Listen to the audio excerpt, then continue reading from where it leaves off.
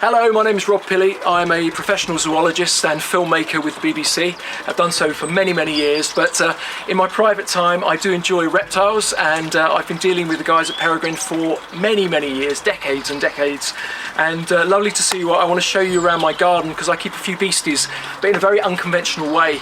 I like to keep things outside because I feel it's the best way to raise a lot of species. So come with me, I'll take you around the garden. So we've got three lots of ways of raising things. We've got my shed. This is my hot room. It's insulated, it's lovely and warm. We've got a lot of UV lights and spot bulbs and things, and that's mainly for exotic species, semi-temperate species, and for raising the insects. Then over here we have the greenhouse. I specially built this 14 years ago, and the whole thing is covered in UV transmitting acrylic, so it lets all the natural light in. It's all on a south-facing wall, so it's incredibly bright and sunny throughout the day, lets all the natural light through, and there's zero maintenance. There's no lighting, there's no heating. The only sort of electronics in there is the mist system that comes on a couple of times a day in the summer. Other than that, there's maintenance free, which is great. Finally, we've got the outdoor enclosures themselves. These are completely open top to pot from the bird mesh, which stops the birds getting in. But very much like the greenhouse, it's all UV acrylic along the front, lets the natural light through the front and over the top as well. And in here we've got an array of different species. I specialise in European species. Green lizards, wall lizards, sand lizards, Russian sand lizards, eyed lizards, agamas. I've been doing this for so many years now. I've been raising lizards outside since I was 12 years old. I'm now 45. Kept so many species, bred so many species over the years, and you cannot beat raising things outside. Cannot beat it because it's maintenance free. You've got the natural light, you've got the natural climate. This is what these animals have evolved to.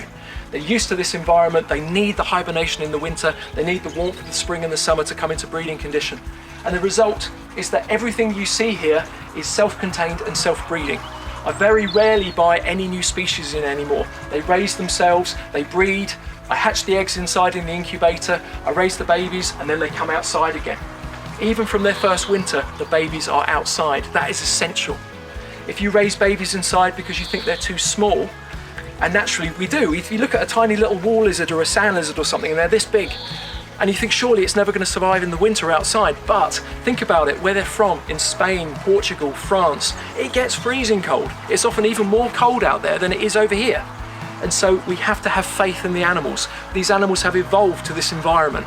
And so when you have a tiny baby green lizard or whatever it may be, you must pop them out and hibernate them from their first year. If you don't do that, you are confusing the animal. In the future, the following year, when they're that much bigger, they won't know how to adapt to being outside. And so you have to do it from their first year. You can't just take an indoor raised animal, an adult eyed lizard or something like that, and pop it outside in the greenhouse because you think they can tolerate it, because that's what it says in the book. If they were raised out there like that, then they would be able to do that, but it's only because they've been raised like that from a tiny baby. Babies have to learn the environment, they have to learn the climate. If they're not allowed to learn it from an early age, then by the time you put them outside when they're bigger, when you think that they're big enough to go out, then they won't know what to do.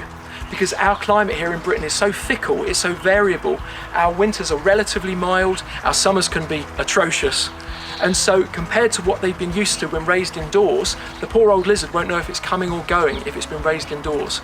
So by raising them from a tiny, tiny age, outside, in situ, in the place you want to raise it until it's an adult, that's the way to do it. And the result is they'll go on for years.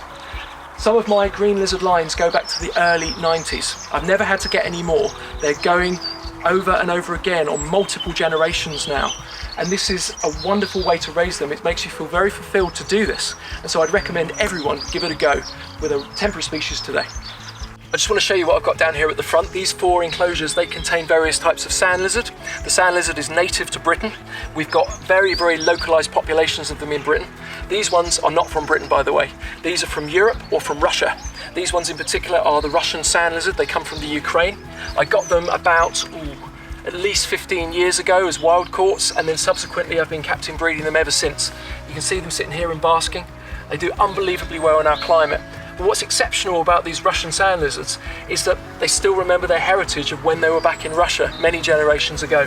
In Russia they experienced down to -20 in the winter, and so naturally the wild caughts, they would burrow down very, very deep, even down as far as 1 metre.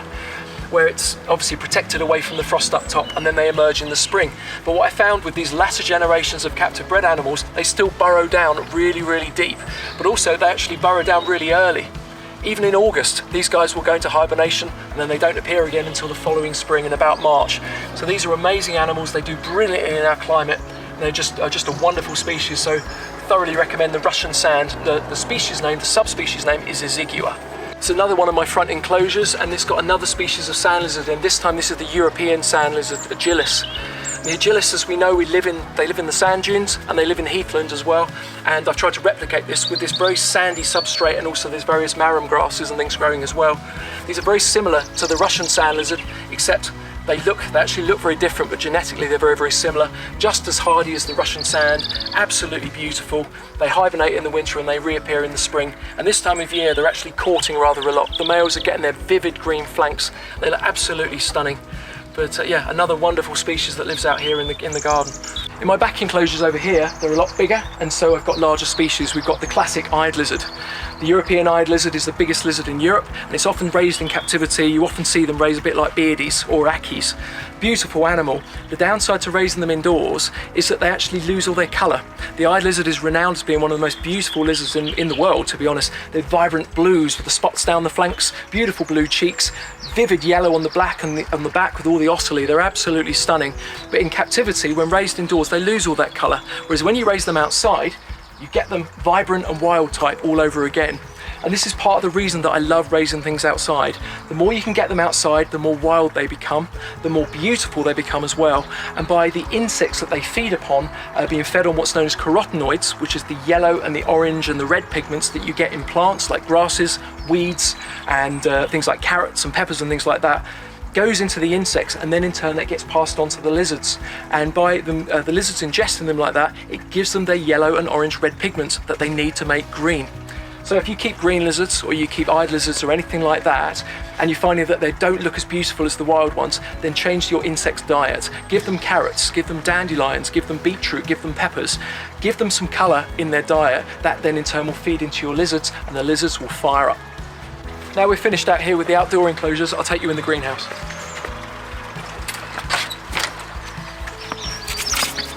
you go. So this is my tropical greenhouse, my paradise, and the whole thing is lined in UV transmitting acrylic. UV acrylic lets the UV through, which of course I need it for the lizards. You need the UV to allow them to metabolize properly. You need it for their natural behavior. Ultimately what I try and create here is natural behavior.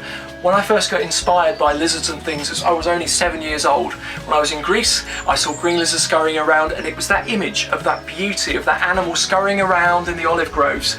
That was the image that got me. I didn't want to possess the animal as such, I wanted a piece of that environment, and so ultimately I had to create that, and that's what I've done with my outdoor enclosures and my greenhouse.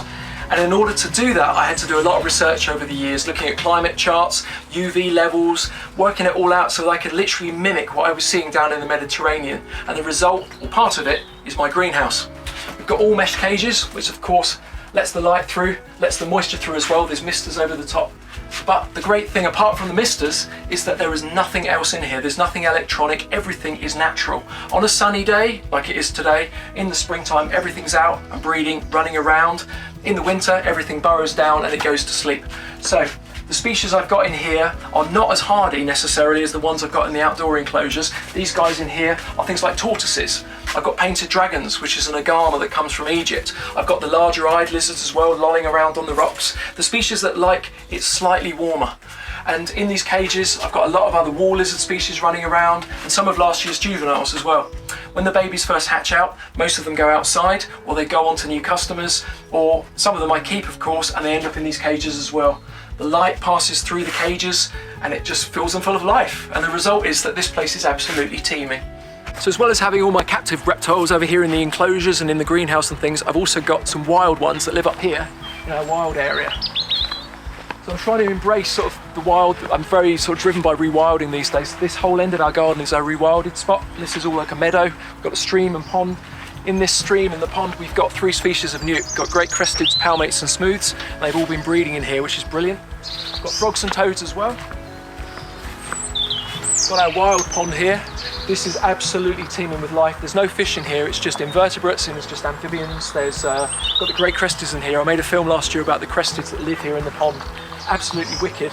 The one downside that I found though is by having the great crested and all these tadpoles and things, you get grass snakes as well, which is brilliant from the grass snake's perspective. But then as a person who's passionate about reptiles and seeing the fact that we've got these great cresteds literally breeding under our noses, and then the grass snakes turn up and they eat them. But anyway, that's nature for you. So I've also got this compost heap. The compost heap is brilliant. Great from a rewilding perspective because it's getting all of this detritus and things which gradually rots down into the compost. Also, I've then incorporated the corrugated iron to generate this heat. Hopefully, brings the reptiles in as well, because the grass snakes, they lay their eggs in here, but also the slow worms live in here too. So let's have a look. Ah, there you go. Our native slow worm. That's a big one. What size is that one? That is a huge slowie. See that one? Isn't he lovely? So that looks like a really old female. You know, slow worms, they can live over 50 years. They go on for a long time, and they love coming in here in the compost. They feed on all the slugs and the snails that live in the garden, all the worms attracted to the compost heap. Of course, I couldn't not have a compost heap, so there we go, just pop him under there. He can do his thing. Yes, native reptiles right in my own garden.